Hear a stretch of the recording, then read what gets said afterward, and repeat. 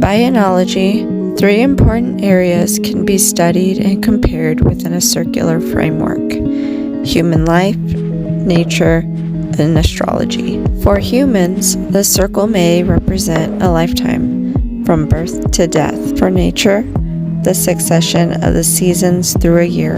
In astrology, the zodiac, depicting their signs and their positions.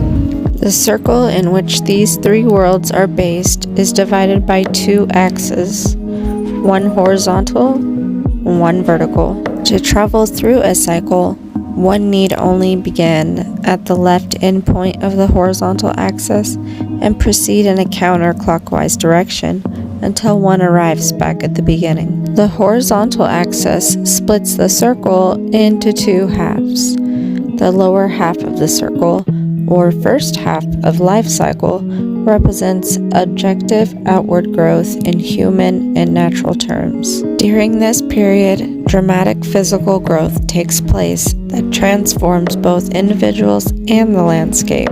In astrological or psychological terms, the lower half may be seen as subjective, more conscious, and the first six signs ruled by the inner planets, Mercury, Venus, and Mars, and two luminaries, the Sun and the Moon. These five heavenly bodies are almost always viewed in terms of everyday feelings and emotions, familial and romantic relationships with others, and matters of the here and now, rather than more complex philosophical matters of universal concerns. The dominant faculties in this half are intuition and feeling.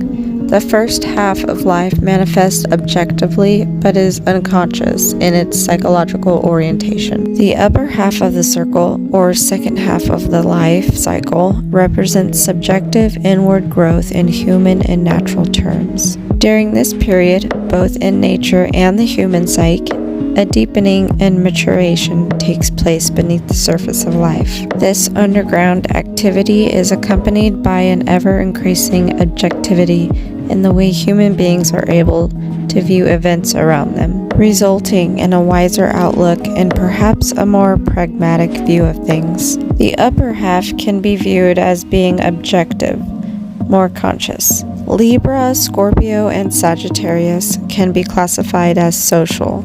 Capricorn, Aquarius, and Pisces can be classified as universal. Except Libra, these six signs are all ruled by the planets: Jupiter, Saturn, Uranus, Neptune, and Pluto. These massive and distant bodies carry more universal and philosophical associations. They symbolize larger social questions, fate, destiny, and the inexorable and internal aspects of life. The dominant faculties here are sensation and thought.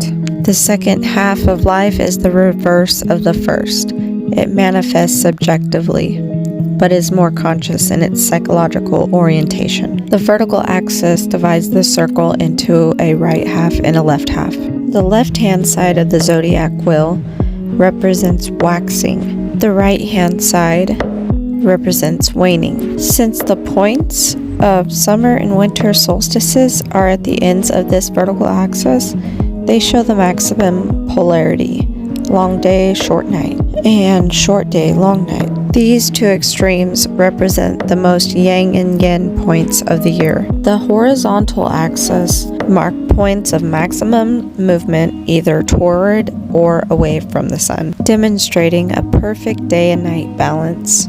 The 360-degree circle of life is divided into 4 quadrants. In the human lifetime of 84 years, each of these quadrants represents a period of 21 years. In the yearly cycle of nature, it represents a season, and in astrology, each quadrant represents a group of 3 signs. In addition, each of these quadrants may be associated with a mode of apprehending the world: intuition, feeling, sensation, or thought. Each of these 4 quadrants then can be assessed in terms of change, manifestation, orientation, and a mode of apprehension. Don't forget to press the follow button to catch more information. The next video that we will be going over is the different personalities depending on the cusps or not cusps.